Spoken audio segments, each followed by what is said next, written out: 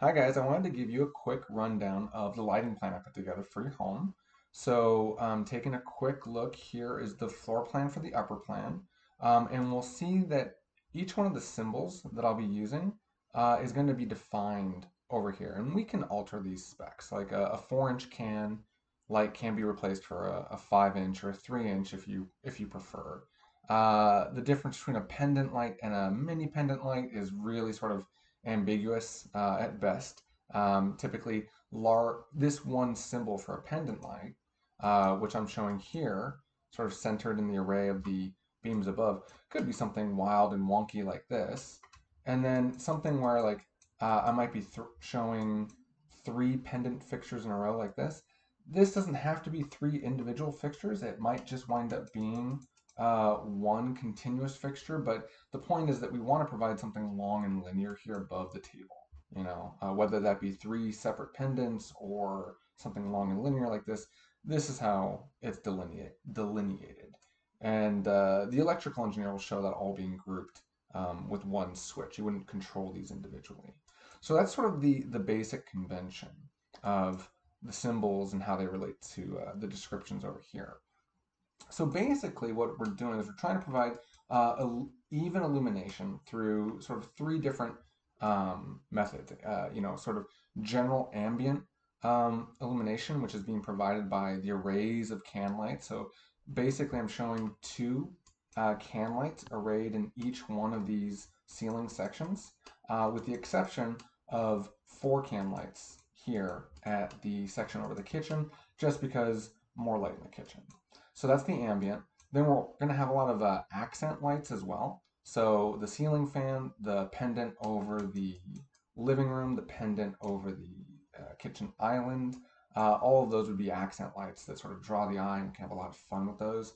And they're illuminating special spots, the living room, the dining table, the island. And we'll also have task lighting. So you'll see a lot of LED lines labeled as LED. And we'll have some LED tape going in below the cabinets or sometimes um, up inside the skylight well, or behind a mirror, perhaps like a backlit mirror at the bathrooms. You'll also see exhaust fans. This is important to have in bathrooms, so each bathroom will have one. It's more important to be near the shower area where we're creating steam than the bathroom than the toilet, so that's where I'm showing them. Um, Here in the master, I think 2 evenly spaced can lights above the tub would be very nice to accent that. We don't, I think, want to busy up this space with wall sconces, but I could be convinced to put some wall sconces framing the tub back here if you liked that. But I thought 2 lights up above would be sufficient. Um, and really, going really light on the lights in here, just doing the perimeter lighting behind the mirror, and then some LED lighting up on the back side of the skylight shelf. So you wouldn't see it unless you kind of got under here and looked up to see the LED tape. And perhaps a little bit, you'll see it in the reflection of the mirror. If you squat down to get something, you might see the LED tape in the reflection up here. But for the most part, I want that tape just to illuminate this wall the same way that the skylight's doing that. So that's the purpose for the LED tape inside the skylight well itself. 2 wall sconces here on the wall in the water closet, I think is a nice way to sort of terminate the bathroom. It's a nice little visual, 2 evenly spaced guys there. The master bedroom, I think, just an array of 6 lights. It's a long, skinny room, so I think 6 is more appropriate than the usual 4 for a bedroom. And of course, we have that fun little pendant light hanging down in the corner.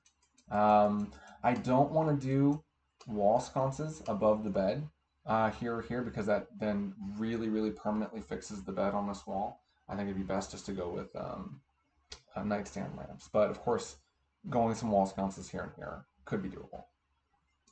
I'm showing a lot of exterior security lighting and wall sconces as well. So you'll see, for example, I'm showing a security light here that would be tucked up above these windows just to help provide a little bit of extra illumination for the spiral stair coming up.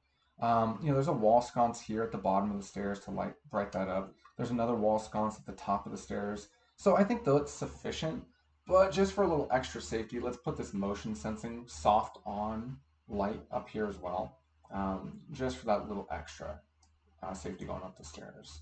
And of course, there's can lights underneath the patio space as well to provide illumination at night for outdoor grilling.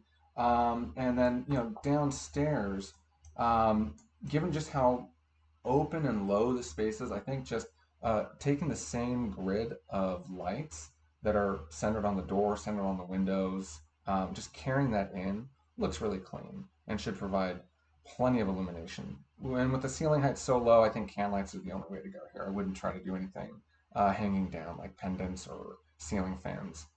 Really just the can lights for even illumination and plenty of room for floor lamps. We can get some really cool floor lamps going perhaps in here for some interior furnishings. A little bit of LED lighting at the bar, just some more lights coming into the hallways here. Simple lightings in these other bathrooms.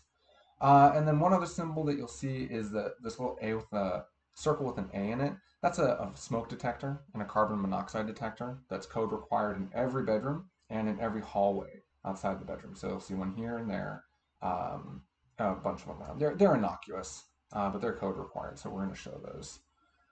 I think that's it. The only other thing I'm adding is I know there's an existing wall sconce here at the front of the house,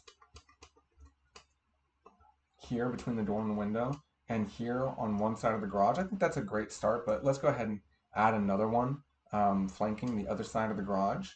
And I think also, just to help illuminate the other side of the home, I think it might be nice to include two more sconces flanking the window and perhaps helping illuminate the patio space out here, that existing patio space you have.